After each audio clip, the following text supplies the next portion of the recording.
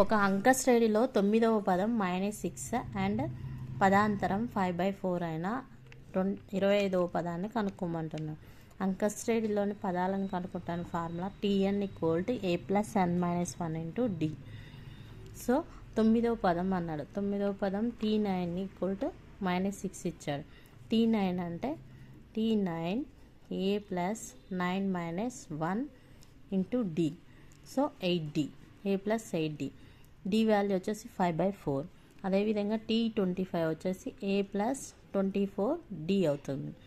ఇక్కడ a value వచ్చేసి -6, a + 8 × d value వచ్చేసి 5/4 = -6. 4 1 = 4, 2 = 2, 5 = 10. a = -16 అవుతుంది. ఇందులో సబ్స్టిట్యూట్ చేస్తే -16 + 24 × 5/4. 4 1 = 4, 6 = -16 + 30.